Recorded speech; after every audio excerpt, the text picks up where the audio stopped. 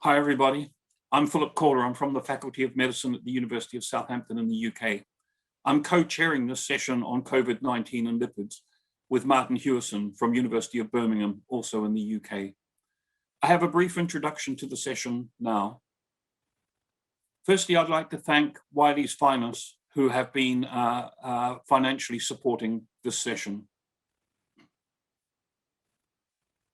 The immune system is the way we protect ourselves from invading pathogens, things like bacteria and viruses. It's our defense system. We know that a well-functioning immune system is key to providing good defense against pathogenic organisms. And we know that because people who are immunocompromised or immunosuppressed with weakened immunity are at much greater risk of being infected and of infections becoming severe, even fatal. The four general features of the immune system are listed here. Firstly, it acts as an exclusion barrier to keep pathogens out. Secondly, it's able to recognize and identify pathogens if they break through the barrier. Thirdly, it can eliminate those pathogens if they're particularly harmful.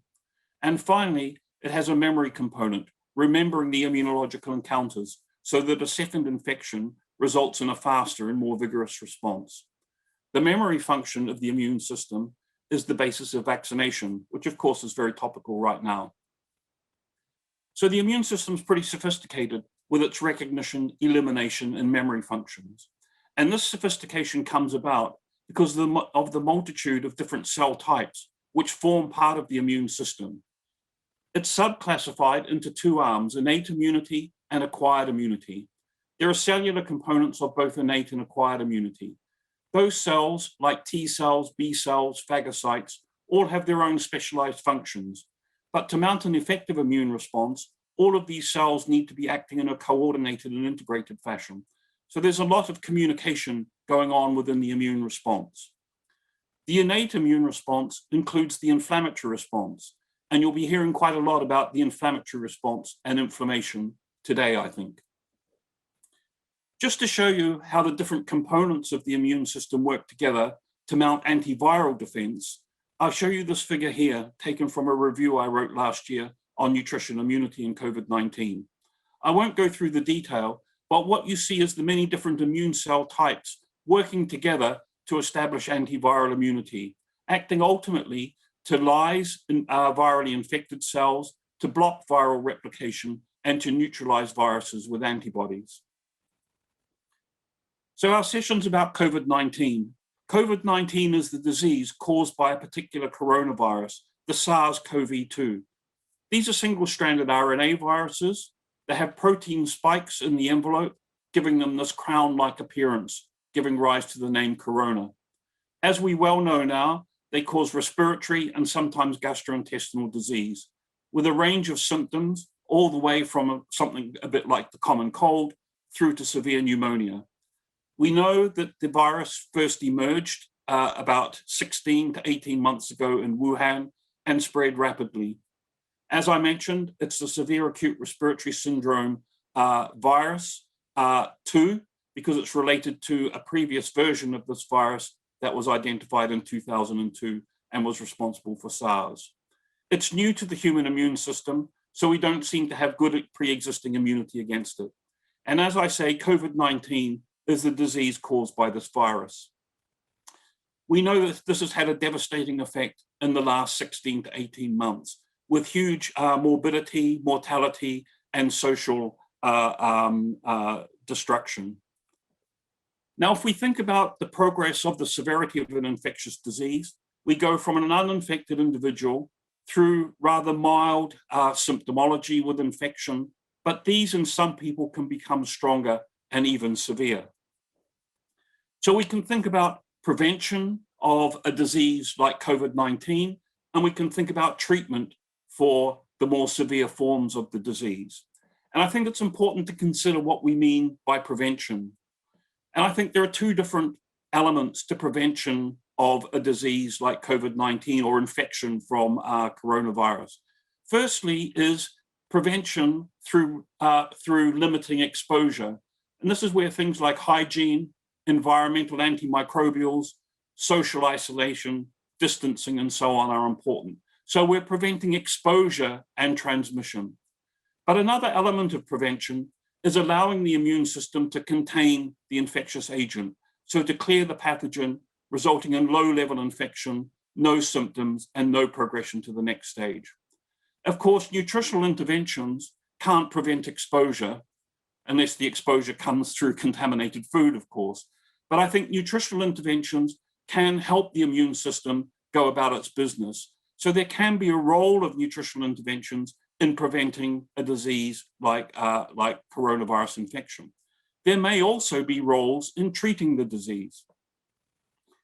Now, this is data from China published in The Lancet, showing the progression of those who unfortunately didn't survive from COVID-19, showing their progression over the course of about 3 weeks, starting with fever and cough, then going through to need to move into the intensive care unit with acute respiratory distress syndrome, needing respiratory support through ventilation, needing pharmaceutical interactions, but ultimately in many of these individuals, organ failure beyond the respiratory system occurs, secondary infection occurs because the immune system is compromised, and ultimately death can occur in some individuals.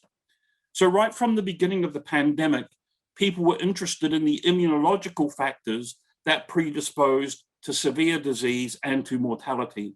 So these are data again from that Chinese paper showing interleukin-6, which is a pro-inflammatory cytokine, and lymphocyte numbers in the blood, with the survivors in blue and the non-survivors in red.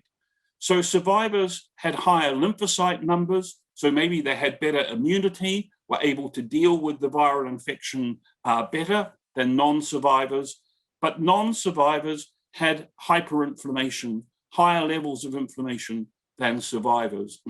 So survivors have better immunity, but a weaker inflammatory response compared to non-survivors. These observations have been repeated many times over. These show 3 inflammatory cytokines, interleukin-6, interleukin-8, and TNF, in the blood of those with severe COVID-19 compared with moderate COVID-19, again showing the hyperinflammation of more severe disease. These are the different T cell and other immune cell numbers, showing the reverse here, that those with severe COVID-19 have lower numbers of T cells, B cells, natural killer cells, although these are not always significant, than those so those who are more severe have lower numbers of immune cells. So maybe they have suppression of antiviral immunity. So this is a skewing of the immune and inflammatory responses. Another study from China looking at predictors of mortality, again showing that inflammatory markers, C-reactive protein and interleukin-6, are higher in those who died compared to those who were discharged. People have called this hyperinflammation a cytokine storm, and this comes about through the individual's own inflammatory response becoming excessive and uncontrolled, ultimately leading to the damaging effects of the hyperinflammatory state through ARDS, organ failure, and ultimately mortality. So there's a question about whether lipidic substances, different fatty acids, different fat-soluble vitamins can play a role in prevention and treatment of COVID-19, and that's what we're going to be hearing about today. So I'm going to start in a minute or two with really another level of introduction, talking about polyunsaturated fatty acids, their lipid-mediated derivatives in COVID-19. Then Charles Serhan will talk about resolvins and pro-resolving mediators made from omega-3s in infectious inflammation. Bill Harris will talk about omega-3s in COVID-19, some of the evidence and some of the possible mechanisms involved. Adam Ishmael from KD Pharma will tell us about clinical trials of omega-3s for treating and preventing COVID-19. And then we'll move into the fat-soluble vitamins. Martin Hewison will talk about vitamin D, and Sima Maidani from Tufts will talk about vitamin E. So thanks very much. I'll just take a 30-second break, and then I'll be on time to start my presentation at 10 past the hour